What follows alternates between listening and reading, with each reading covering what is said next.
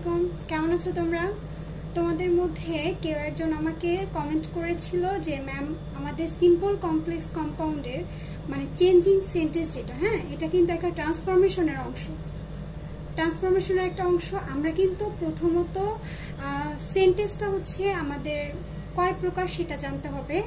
সেটা হচ্ছে সেন্টেন্স হচ্ছে অর্থগত দিক থেকে 5 প্রকার, আর গঠনগত দিক থেকে সেন্টেন্স 3 প্রকার। অর্থগত দিক যেমন assertive, interrogative, imperative, optative, exclamatory, এগুলো ঠিক আছে।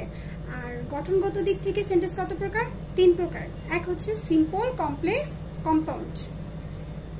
এইটাই আমাকে একজন বলেছিল যে আমি তো শর্টসে হচ্ছে এটা রুলসটা দিয়েছিলাম, তো এটা এখন আমি একটু বুঝিয়ে দিব, যেহেতু তোমাদের সামনে টিউটোরিয়াল এক্সাম এই তোমাদের এটা যেহেতু আছে সেজন্য এটা তোমাদের ভালো করে একটু বুঝে নেওয়া উচিত। তো আমি বুঝিয়ে দিচ্ছি সিম্পল কমপ্লেক্স কম্পাউন্ড। ওকে, সিম্পল কমপ্লেক্স কম্পাউন্ড। সিম্পলের ফার্স্ট রুলসটা হচ্ছে এই যে 2 ডট ডট 2।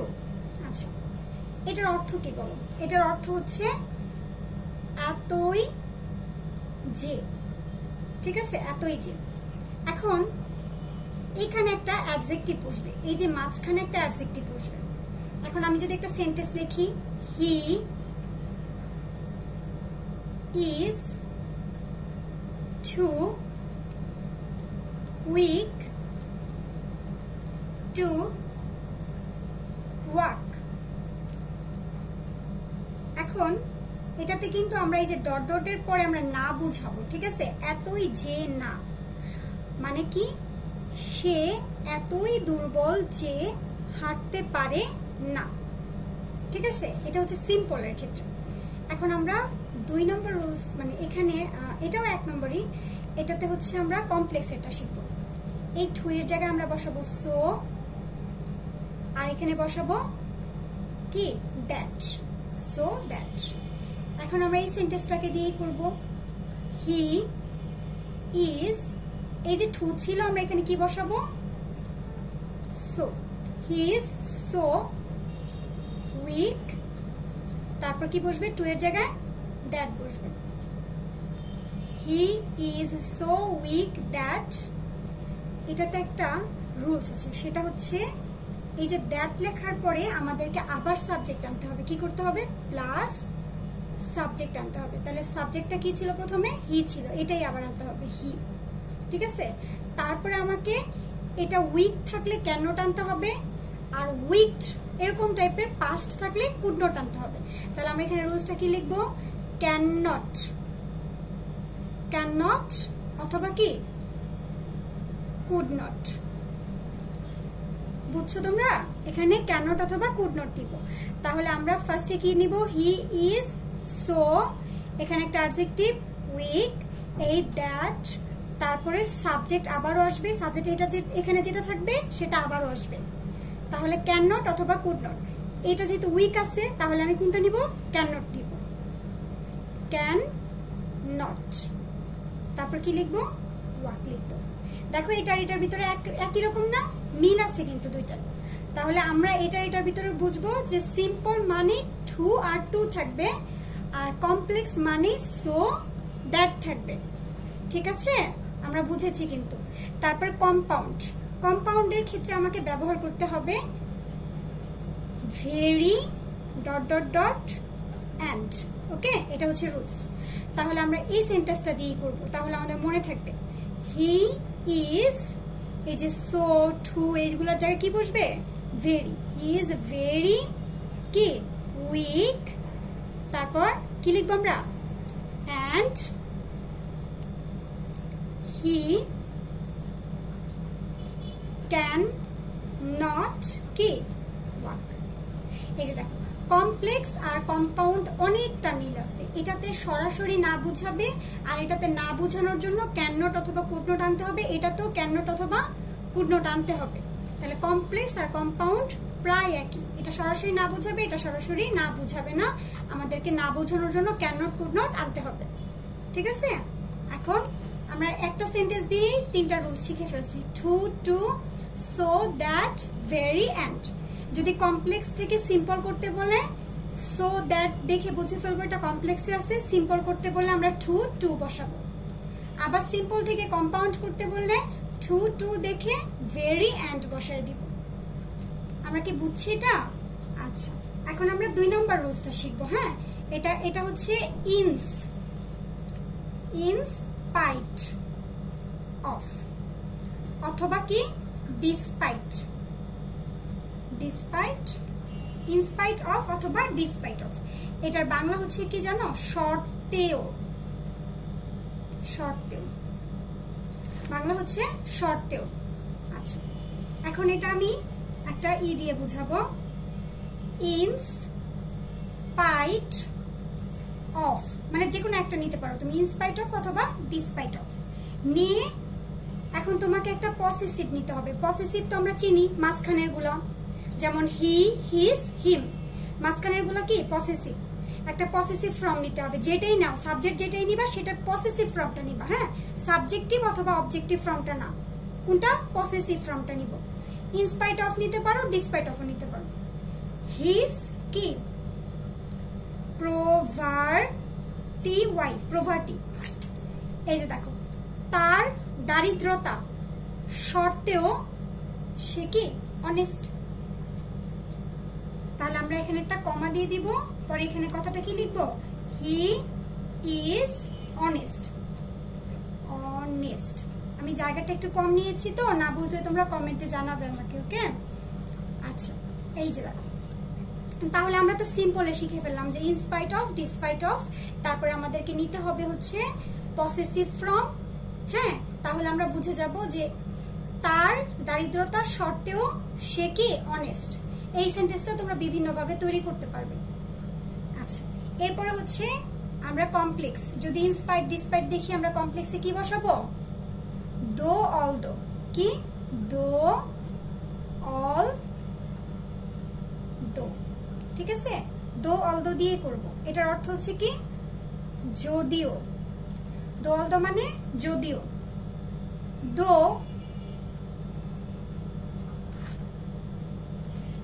হি ইজ পুর, যদিও সে গরিব, কি? He is honest. যদিও সে গরিব, সে কি অনেস্ট। দেখো এটার সাথে এটা মিল পাইতেছো? শুধু ইনস্পাইট অফ এর জায়গায় আমরা কি করছি? দো অল দো বসাইছি, ঠিক আছে? এটাতে ইনস্পাইট ডিসপাইট এর পর আমাদেরকে কোন ফর্মটা নিতে হবে? পসেসিভ। ওকে, পসেসিভটা নিতে হবে। আর এটাতে দো অল দোর পরে আমাদেরকে নিতে হবে কোনটা? সাবজেক্টিভ। আমরা কি বুঝছি? এটাতে নিতে হবে পসেসিভ ফর্মটা হিজ, আর এটা সাবজেক্টিভ ফর্মটা হি। বুঝছি? আচ্ছা, এখানে পরের রুলসটাতে চলে যাব। একই সেন্টেন্স, শুধু খালি একটু একটু যে ডিফারেন্সগুলো সেটা বুঝিয়ে দিচ্ছি। একটা সেন্টেন্স দিয়ে বুঝাচ্ছি তোমরা যাতে ভালোভাবে বুঝতে পারো। এটাতে আমাকে নিতে হবে বাট। কি? বাট অর্থ কি? কিন্তু। ওকে, তাহলে আমরা বাট দিয়ে করি। বাট দিয়ে কিভাবে করব? হি ইজ পুর, সে গরিব, বাট আবার কি আনবো? Subject, he is honest. Okay, he is পুর, বাট হি ইজ অনেস্ট। তাহলে এখানে আমাকে দো লাগতেছে না, অল দো লাগতেছে না। তার মানে যদি আমাকে সিম্পল থেকেও করতে বলে আমি কম্পাউন্ড করার সময় বাদ দিব। আমাকে যদি কমপ্লেক্স থেকেও বলে আমরা দো অল দো এগুলো উঠাই দিয়ে কি বসাবো? বাদ বসাবো। কোথায় বসাবো? এই যে কমাগুলোর এখানে। কোথায় বসাবো? এই কমাগুলোর এখানে, মানে যে দুই লাইনের মাঝখানে যে কমাটা আছে না, এখানে আমরা বাদটা বসাই দিব। বুঝছি? ওকে, এই দেখো এবার 3 নাম্বার রুলসটা। 3 নাম্বারটা হচ্ছে বাই, তারপরে কি হবে? জিরান। আচ্ছা, বাই জিরান। বাই মানে কি? বাই হচ্ছে ধারা বোঝায়, আর জিরান হচ্ছে ভার্বের সাথে বা নাউনের সাথে আইএনজি হবে। ঠিক আছে, একটু খেয়াল করো। আমরা বাই দিলাম, একটা সেন্টেন্স লিখলাম। এখন দেখো এটা কি বলো? ভার্ব, 1 নম্বর ফর্ম ভার্বের। জিরান মানে ভার্ব 1 এর সাথে কি হবে? আইএনজি বসবে। এটাকে কি বলি আমরা? জিরান বলি। বাই প্লাস ভার্বের 1 নম্বর ফর্মের সাথে আইএনজি মানে জিরান। ঠিক আছে, তারপরে কি লিখবো অ্যাটেনটিভলি, তাহলে এখানে একটা কি হবে কমা হবে, তোমরা একটু বুঝে নিও হ্যাঁ, আমার জায়গা কম তো। By reading attentively you will pass. একটু খেয়াল করো লাইনটার অর্থ কি দাঁড়ায়। বলতেছে যে তুমি যদি মনোযোগ সহকারে পড়ো তুমি পাস করবে, ঠিক আছে। এখন বাই জিরান এটা হচ্ছে কিসের ক্ষেত্রে, সিম্পলের ক্ষেত্রে। কমপ্লেক্সের ক্ষেত্রে আমরা কি করব, বাই জিরান থাকলে কমপ্লেক্সের ক্ষেত্রে আমরা ইফ দিব, ইফ যুক্ত এটা কি হবে জানো, অ্যাফার্মেটিভ হবে। কি অ্যাফার্মেটিভ, অ্যাফার্মেটিভ তো জানি আমরা হ্যাঁ বোধক, ঠিক আছে। ইফ আর অ্যাফার্মেটিভ, তাহলে আমরা সেন্টেন্সটা লিখি বাই এর পরিবর্তে কি হবে ইফ ইউ রিড। এই যে দেখো বুঝো জিনিসটা, বাইয়ের জন্য ইফ বসছে, তারপর আমাকে সাবজেক্ট আনতে হবে, এই সাবজেক্টটা আবার শুরুতে চলে আসবে, ঠিক আছে। সাবজেক্ট আনবো, এই ভার্বের 1 নম্বর ফর্মটা বসাবো, ইফ ইউ রিড, তারপর অ্যাটেনটিভলি, অ্যাটেনটিভলি হবে, বুঝতেছো, অ্যাটেনটিভলি। না বুঝলে আমাকে কমেন্টে জানাও, আমি আবার চেষ্টা করব ভিডিওটা বুঝিয়ে দিতে। ইফ ইউ রিড অ্যাটেনটিভলি, এই কমাটা কমাই থাকবে হ্যাঁ, ইফ ইউ রিড অ্যাটেনটিভলি কি ইউ উইল পাস। তাহলে আমরা কি শিখলাম, আমাদের সিম্পলের ক্ষেত্রে বাই জিরান থাকবে, কমপ্লেক্সের ক্ষেত্রে ইফ হবে কিন্তু সাবজেক্ট আসবে, ভার্বের 1 নম্বর ফর্ম আসবে, বাকি অংশ একই রকম হবে, ঠিক আছে। ইফ উইল পাস, যদি তুমি মনোযোগ সহকারে পড়ো তুমি পাস করবে, বুঝছো। আচ্ছা, পরে এদিকে পরের রুলসটা কি হবে এটার ক্ষেত্রে, এটার পরের রুলসটা হবে ইম্পারেটিভ। কি ইম্পারেটিভ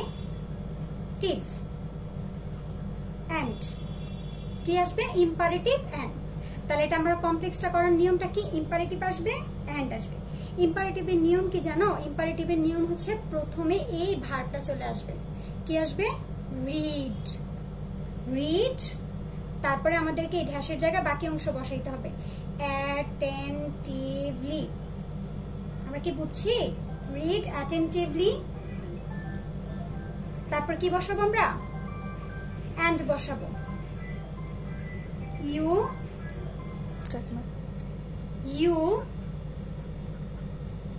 উইল পাস। আচ্ছা, এই লাইনটা আমি আরেকবার পড়তেছি, দেখো ইম্পারেটিভ মানে কি ভার্ব সামনে আসবে, তারপরে বাকি অংশ এই ডট ডটের জায়গায় অ্যাটেনটিভলি, তারপরে আমাকে সূত্র অনুযায়ী কি বসাতে হবে এন্ড বসাতে হবে, এন্ড ইউ উইল পাস, ঠিক আছে। এন্ডটা কোথায় বসবে বলো তো, এই কমার জায়গায় বসবে, এন্ড কোথায় বসবে এই কমার জায়গায় বসবে। সবসময় মনে রাখবা কম্পাউন্ড গুলা সিম্পল আর কমপ্লেক্সের কমার জায়গাটাতে বসে, ঠিক আছে। আচ্ছা, আমরা 4 নং দেখতেছি, একটু খেয়াল করো। 4 নং হচ্ছে উইদাউট দিয়ে, কি উইথ আউট প্লাস কি জিরান, উইদাউট প্লাস জিরান। এখন দেখো বাই আর উইদাউট দেখছো এগুলো একই রকম, তাহলে আমরা ফার্স্টে কি করব উইদাউট বসাবো, উইদাউট রিডিং, দেখতেছো আগেরটার মতো না, অ্যাটেনটিভলি, আগেরটার মতো না বলো অ্যাটেনটিভলি। আচ্ছা, তারপর আবারও কমা বসাবো, তারপরে কি ইউ উইল কি পাস, দেখছো সেম, শুধু কি বাইরের জায়গায় উইদাউট বসাইছি। আমি রুলস গুলা কাছাকাছি লেখার চেষ্টা করছি যাতে তোমরা বুঝতে পারো, হ্যাঁ। এটাও তাহলে কি হবে সেম একই রকম, ইফ যুক্ত, এটা ছিল অ্যাফার্মেটিভ, এটা হবে নেগেটিভ, নেগেটিভ, ওকে, ইফ যুক্ত নেগেটিভ। তাহলে আমাদেরকে কি লিখতে হবে রিড অ্যাটেনটিভ, সরি আমার একটু ভুল হয়েছে, একদম সেম, ইফ ইউ, তারপরে কি লিখবো আমরা ডোন্ট ইউজ করব, কেন ওই যে বলছি নেগেটিভ, নেগেটিভের আগে নাবোধক দিতে হয় না, তো এখানে তো কোথাও কোনো মানে অক্সিলারি ভার্ব নেই, তাই না। অক্সিলারি ভার্ব থাকলে অক্সিলারি ভার্বের সাথে নট বসাই দিতাম, অক্সিলারি ভার্বগুলো তো তোমরা চিনো, am, is, are, was, were, ওগুলোর সাথে কি বসাইতে হয়? নট বসাইতে হয়। কিন্তু এখানে যেহেতু অক্সিলারি ভার্ব নাই, আমাদেরকে কি করতে হবে? এইভাবে ডু, ডিড, ডাজ দিয়ে বসাইতে হবে। ডু, ডিড, ডাজ দিয়ে নেগেটিভ করতে হলে আমাদেরকে বুঝতে হবে যে আমরা যেহেতু একই সেন্টেন্স নিতে চাচ্ছি, এটা হচ্ছে রিডটা কি? রিডটা হচ্ছে প্রেজেন্ট, সেজন্য কি হয়েছে? ডোন্ট। পাস্ট হইলে কি হইতো? ডিডেন্ট। ঠিক আছে? রিডস তাহলে কি হইতো? Doesn't. Okay, if you don't কি বসাইছি? এটা নেগেটিভ বসাইছি, এই জন্য ডোন্ট রিড। আর অ্যাফার্মেটিভের ক্ষেত্রে শুধু রিড। ঠিক আছে? ইফ ইউ ডোন্ট রিড পরে কি? অ্যাটেনটিভলি। ঠিক আছে? You will pass. ঠিক আছে? এই তো হয়ে গেছে। আর একটু আছে, একটু কষ্ট করে সহ্য করো আমাকে। ইম্পারেটিভ, তারপর ডট ডট কি দিব? এটাতে হবে অর। ওকে, এটাতে কি ছিল? এন্ড, এটাতে অর। তাহলে আমরা একদম সেম কি লিখবো? ইম্পারেটিভ মানে কি? ভার্ব। তারপরে অ্যাটেনটিভলি, অ্যাটেনটিভলি। তারপর আমরা কি দিব? এখানে কমা না, কি আসবে? অর আসবে। কি আসবে? অর আসবে। Or you will pass.